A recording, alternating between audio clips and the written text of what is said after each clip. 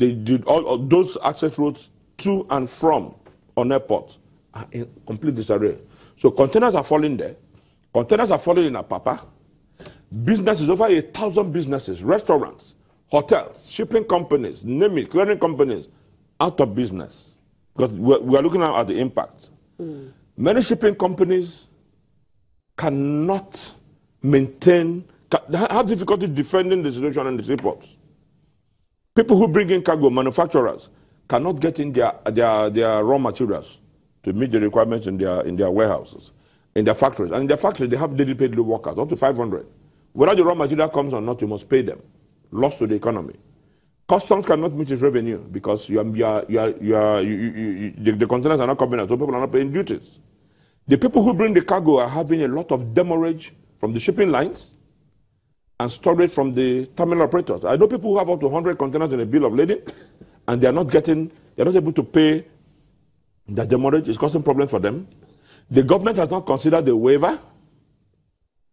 As many companies have closed, so is the security situation. And let me tell you, most important, after the security scare, after Al-Qaeda bombed the Twin Towers in America, the World Trade Center, that was by air. The International Maritime Organization called an international conference and created the ISPS code, International Ship and Port Security Code, saying that the next terrorism will be by sea. In June 2014, there was a bomb blast, 2 bomb blasts in Apapa because of this problem. And vehicles were involved, had explosives in them. Now, with the situation in the ports, under the ISPS code, which IMO wrote, for which Nimasa is the schedule officer in Nigeria, there is a maximum number of trucks that will be allowed in your seaports, and it will become a security risk. Apapa Port and some other ports have reached that maximum limit because of this gridlock. And many of them are actually considering closing the gates. So you find that at the international level, Nigeria will become seriously affected. And if there is no space for new containers to come in, and then the congestion arises in the port for additional containers, what does it mean? You will now begin to see the lineup of ships along the routes on Nigerian coast. A port congestion surcharge will be imposed on Nigerian cargo, each container, in addition to the freight. It adds to the cost of doing business, and if you're not careful, Nigeria will be blacklisted on the international level. And in addition, you find that as manufacturers cannot get their raw materials, other companies cannot get their products out of the ports, the diplomats, because it appears the federal government listens only when diplomats are really involved, like what they did in Kaduna because of the Abuja airport being closed.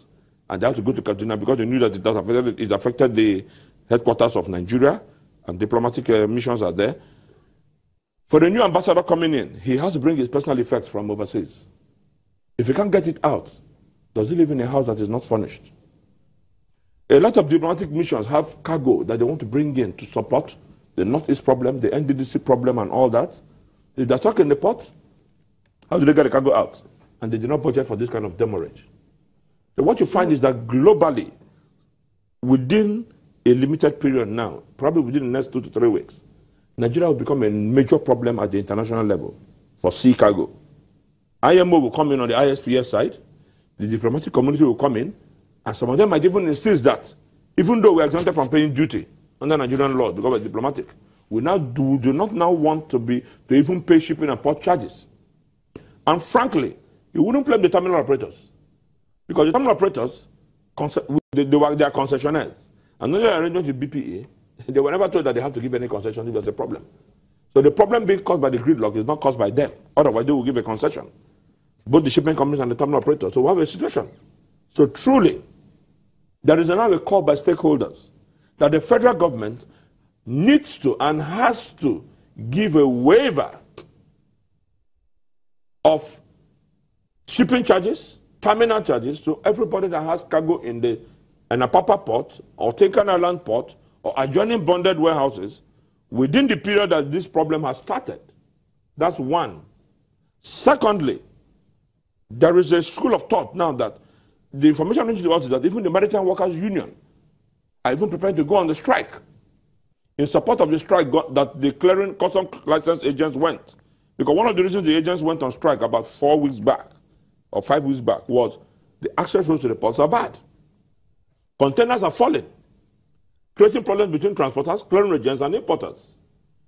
Believe me, there are customers I know who have over 41 to 50 containers on one bill of lading. And for every day that they don't take the containers, they pay about 8,000 naira demurrage per container. Multiply it by 50 containers, and how much it is. So you find that APMT, for instance, or Port and Cargo Services, or TICT, you check the capacity they have. If no container can leave the terminal, for every day each container stays there, the total number of containers they can take, multiply by the amount, and you find that they are making profit that they are not actually supposed to make. All right. Now, you talked about the waiver. Aside from the waiver, is there other alternative to the road? Because right now, since it's being is under construction now, it's going to take for like a year. Yes. So what other alternative are you looking at? Well, good. Before I talk about alternative, let me talk about actions immediately taken. Then I come to the alternatives. Actions taken, fine. MPA, Dangote, Flames have agreed 4.3 billion to do the road 1 year. Secondly, about a year ago, the Senate Committee on Marine Transport visited the place. We are stuck in traffic, came down, walked on their feet. Senator Yerima and his team, and saw the problem. I haven't seen what solution has come from that. When the agents went on strike, the MD of MPA, the Executive Secretary of Shippers Council, went on the tour on foot of all the access roads to the Apapa and Tenkan and saw the problem, which led to this Dangote issue. Number 5, Dangote said for the past 1 year he's been struggling, fighting with the Ministry of Works and Housing to take possession of this road and fix it because it's affecting their business. And their own estimate is that Nigeria loses 140 billion a week, translating to 20 billion a day. 20 billion a day. So, if these are actions that have been taken, what are the possible solutions? Number 1, and we are very upset about this, really, in the industry. The Vice President has actually visited Kaduna and Abuja airports and caused stakeholders to solve the problem. You should do that in Apapa. Okay. Alternative routes should also be created. All right. We should use sea and rail to bring in people into Apapa and take goods out. All right. Thank you very much, Yes. Dr. Nwosu. Thank you for sharing your thoughts on that. It's a matter we'll keep looking into until a solution is found. Thank you very much for coming on the show. We'll take a quick break now. When we return, well, the African Export-Import Bank AGM begins in Kigali, Rwanda. That will be shortly.